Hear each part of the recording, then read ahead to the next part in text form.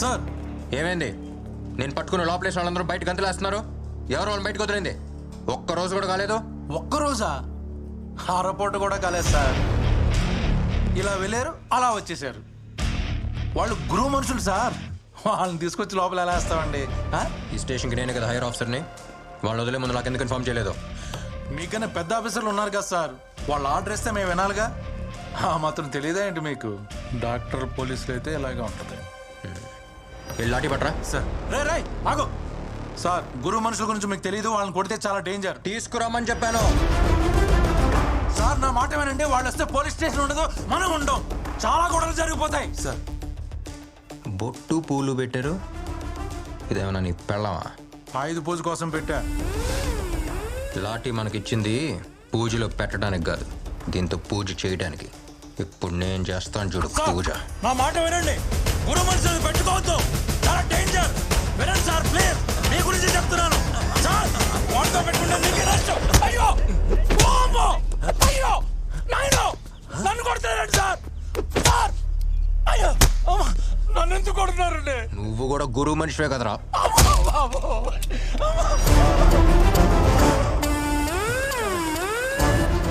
Srinivasan sir, ఒక చెట్టు పైన 40 పావురాలు ఉన్నాయి. వాటిలో ఒక్క పావురాన్ని కాల్స్తే ఎన్నుంటాయి? 39 సార్.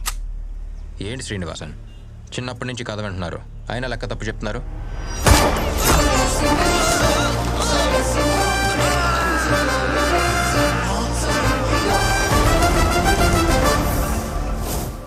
అన్నీ ఎగిరిపోతాయి, అది లెక్క. ఎస్పీ గారు సార్.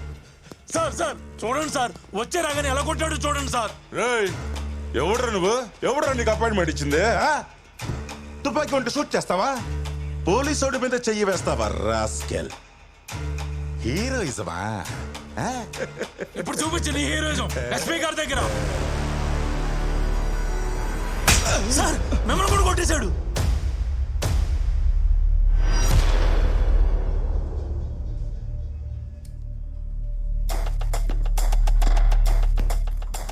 గవర్నమెంట్ నీకు జీతం ఇచ్చేది ప్రజలకి సేవ చేయడానికి, గురువు అండర్వేర్ అవుతాడానికి కాదు. నెత్తి మీద 3 సింహాలు పెట్టుకుని కుక్కలా బతడానికి సిగ్గులేదు? నీలాంటి వాళ్ళు ఇలా ఉండబట్టే అలాంటి చిల్లర నా కొడుకులు అలా ఎగురుతున్నారు. శ్రీనివాసన్ సార్. ఫ్యాక్స్ ఇవ్వండి. Okay sir. Your already suspended. నువ్వు అక్రమంగా లంచం తీసుకుని సంపాదించిన ఆస్తులు, బంగారం అన్నిటికీ ఎవిడెన్స్ ఇందులో ఉంది.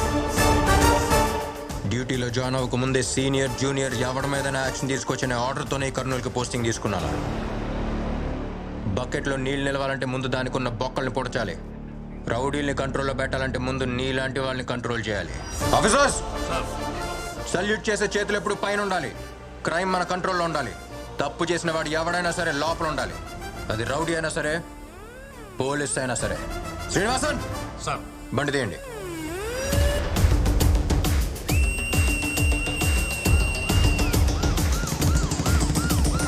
హాయ్, హలో, వెల్కమ్, నమస్తే. నేను మీ విజిల్ మహాలక్ష్మి. చెప్పండి, మీకు ఏ పాట కావాలి?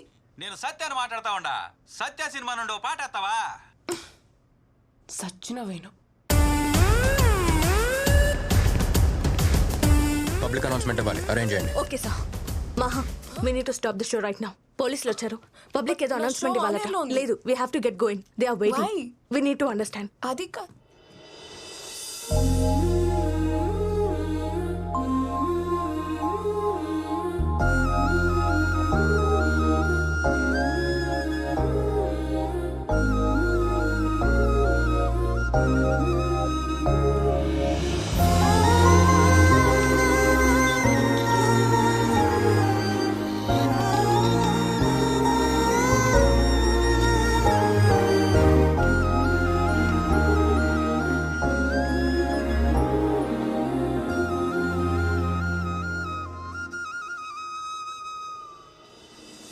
ఎఫ్ఎంలో ఇప్పటి వరకు సినిమా పాటలు విని ఉంటారు, క్రికెట్ స్కోర్ విని ఉంటారు. కానీ మొట్టమొదటిసారి మీకోసం ఒక విషయం మాట్లాడటానికి వచ్చాను. నా కోసం 2 నిమిషాలు టైం కేటాయించండి. నా పేరు సత్య. ఇంతకుముందు ఒక డాక్టర్గా ఇదే ఊరు వచ్చాను. ఒక ప్రాబ్లం వచ్చి కంప్లైంట్ ఇవ్వడానికి వెళ్తే ఎవ్వరూ ఏ యాక్షన్ తీసుకోలేదు.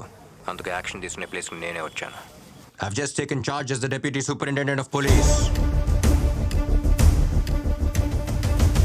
కర్నూల్. ఇప్పుడు దాకా ఇక్కడ జరిగే తప్పుల్ని ఆపి అడిగేవాడు ఎవ్వడో లేకపోయి ఉండొచ్చు. ఇప్పుడు నేను వచ్చాను. ఎవ్వరూ దేనికి భయపడాల్సిన అవసరం లేదు. K4 police station, Madhur Nagar. ఇది కేవలం ఒక ఎర్ర పెయింట్ వేసిన ఇటుకల బిల్డింగ్ మాత్రమే కాదు, మీ ఇంటికి మరో అడ్రస్. నన్ను మీ ఇంట్లో వాడిగా, ఓ బ్రదర్గా, మీలో ఒకడుగా అనుకోండి. ఒక్క కంప్లైంట్, ఒక్క కంప్లైంట్ ఇచ్చిన మరుక్షణం యాక్షన్ తీసుకోవడానికి రెడీగా ఉంటాను. లేకపోతే క్యాప్ తీసి పక్కన పెట్టి వెళ్ళిపోతాను. ఒంటి మీద యూనిఫామ్ లేకపోయినా రౌండ్ ద క్లాక్ డ్యూటీలో ఉంటాను. అండ్ మై డియర్ గ్యాంగ్స్టర్స్, ఇదే నేను మీకు ఇస్తున్న ఫైనల్ వార్నింగ్. వీలైతే మారిపోండి, లేకపోతే పారిపోండి. ఇక నుంచి ఊళ్ళో ఎవరన్నా తప్పు చేయాలనుకుంటే వాడిని వెతుక్కుంటూ వచ్చి మరి వాడి తోక కత్తిరిస్తా. ఏరా మనోళ్ళకి ఎవరికైనా తోకలు ఉన్నాయా? అమ్మయ్యా, నాకు లేదు, నేను తప్పించుకున్నా. అవును, మన మీద ఎవడైనా కంప్లైంట్ ఇస్తాడా? ఎవరు సార్? ఎవరికంత దమ్ముందప్పా? ఎరా, ఎవరికైనా దమ్ముందా? అంటే చెప్పలేము సార్. మీరు రేడియోలో మాట్లాడారు కాబట్టి ఎవరైనా ధైర్యం తెచ్చుకొని వచ్చి కంప్లైంట్ ఇచ్చినా ఇచ్చేయచ్చు సార్.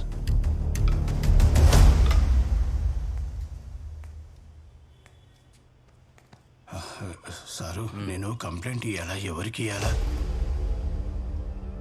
కంప్లైంటా? ఏయ్ రా. ఏంటి, ఎవరి మీద కంప్లైంట్? రా కూర్చో. పర్లేదు సారు. పర్లేదు కూర్చో. చెప్పు, ఎవరి మీద కంప్లైంట్? నా ఫ్యామిలీ అంతా సేఫే కదా సారు. కంప్లైంట్ తీసుకున్నాక వదిలేరు కదా. మీ పేరేంటి? నా పేరు బాబు సార్. బాబు, నేను కంప్లైంట్ తీసుకుని వదిలేశానంటే నా ప్రాణం వదిలేసినట్టే. ధైర్యంగా చెప్పండి. నాకు చాలా కంప్లైంట్లు ఉన్నాయి సారు. బేసిక్గా షుగర్ కంప్లైంట్ ఉంది సార్. తినక ముందు 60, తిన్న తర్వాత 200 ఉంటుంది సార్. మాటికి ఉచ్చొస్తుంది సార్. స్వీట్లు చూస్తేనేమో తినాలని ఆశగా ఉంటుంది, కానీ తినలేకపోతున్నాను సార్. సరిగా నడవలేకపోతా ఉండా. అరికాళ్ళలో ఆనెలుంటాయి సార్. ఒకవైపు లాగుతా ఉండాది. ఇట్లాంటి చాలా కంప్లైంట్స్ ఉన్నాయి సార్. సారు, ఇవన్నీ తగ్గేదానికి మీ దగ్గర ఏదైనా ఒక్క టాబ్లెట్ ఉంటే ఇవ్వండి సారు. ఇవ్వండి సార్.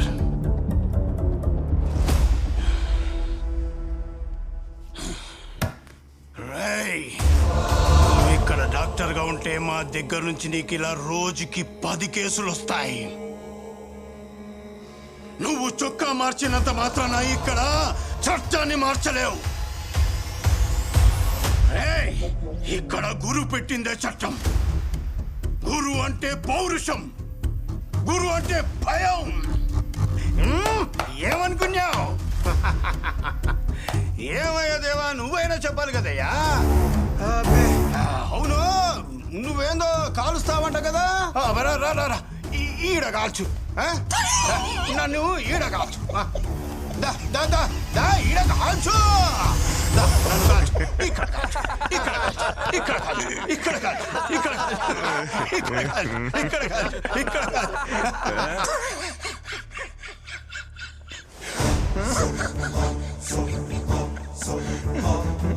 నవ్వు వస్తుంది కదా, పర్లేదు, నవ్వు. వాడు నన్ను మాత్రం ఎగతాళి చేసేం లేదు, మన డిపార్ట్మెంట్ మొత్తాన్ని ఎగతాళి చేసేలేడు. ఏ రోజైనా నువ్వు వేసుకున్న యూనిఫామ్కి తీసుకున్న జీతానికి న్యాయంగా డ్యూటీ చేసావా? ఒకప్పుడు బీట్ కానిస్టేబుల్ సైకిల్ మీద రావడం చూసి రౌడీలు, గూండాలు పారిపోయి దాక్కునేవారు. ఇప్పుడు రౌడీల్ని, గూండాల్ని చూసి పోలీసు వాళ్ళు పారిపోతున్నారు. ఏనుక్కి దాని బలం తెలియక బడ్డీ కొట్టి దగ్గర అడుక్కుతున్నట్టు నీలాంటి వాళ్ళు ఎవడ పడితే వాడి దగ్గర డబ్బులు తీసుకోవడం వల్లే ఈ పరిస్థితి.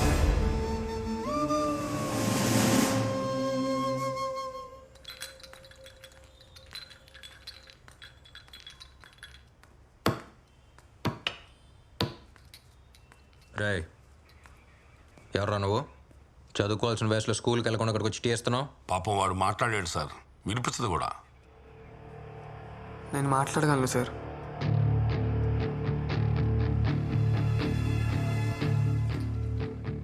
మీరు రేడియోలో మాట్లాడింది నేను విన్నాను సార్. నేను టీ ఇవ్వడానికి రాలేదు సార్, కంప్లైంట్ ఇవ్వడానికి వచ్చాను. కంప్లైంటా? ఎవరి మీద చెప్పు. మా నాయన గురువు దగ్గర డ్రైవర్గా పనిచేసేవాడు సార్. చంపేసినారు సార్. మా నాయన సైకిల్ కొనిస్తానన్నాడని ఆయన కోసం పోయినా సార్.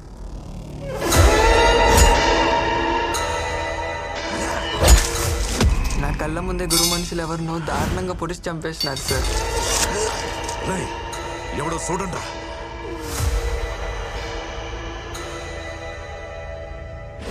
భయం వేస్తుంది నాయన. పిల్లకాయలు నామలేము. మీ నాయన నిన్నే సైకిల్ సెలెక్ట్ చేసుకోమన్నాడు. పద. నాయన వాళ్ళు లేననుకుని తమ్ముడిని తీసుకుపోతున్నారు. తమ్ముడు కోసం నాయన పోయినాడు. బాబు అయ్యా, తమ్ముడితో పాటు మా నాయన్ని కూడా చంపేసినారు సార్. నేను చూసిన. ఓడికి ఇంకో కొడుకున్నాడని నిన్నానే. ఆడు మూగోడు గుర్రా, సోలు కూడా వినబడవా? ఆ రోజు నుంచి తమ్ముడిలాగే నేను మూగోడ్లా బతుకుతున్నా.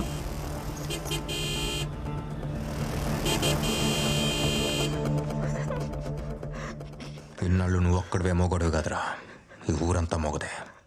ఇప్పుడు నువ్వు మాట్లాడటం మొదలు పెట్టావు కదా, ఇక్కడ చూడు ఊరంతా మాట్లాడుతుంది. చంపిన వాడిని సరిగ్గా చూస్తే గుర్తుపట్టగలవా? గుర్తుపడతాను సార్. రా.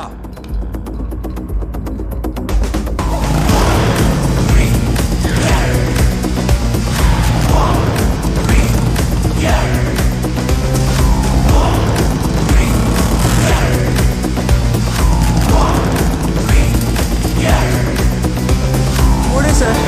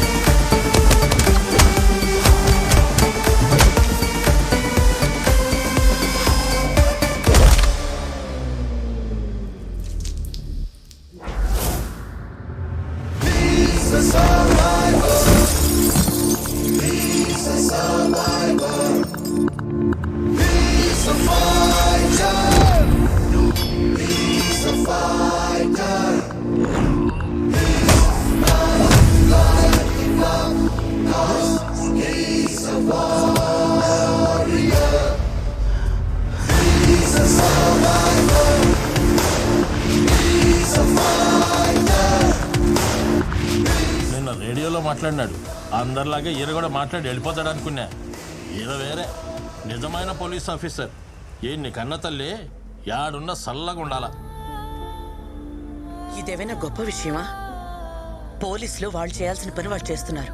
దానికి ఎందుకు అంత పొగుడుతున్నారు? మీకు తెలీదమ్మా, వీళ్ళంతా కరుడు గట్టిన రౌడీలు. వాళ్ళని ఎదిరించడానికి ఒకడు వచ్చినాడు. ఇప్పటి వరకు ఈ ఊరు పురిటి నొప్పులతో విలవిల్లాడింది. ఇప్పుడే ఒక మగబిడ్డ పుట్టినట్టుండాలి.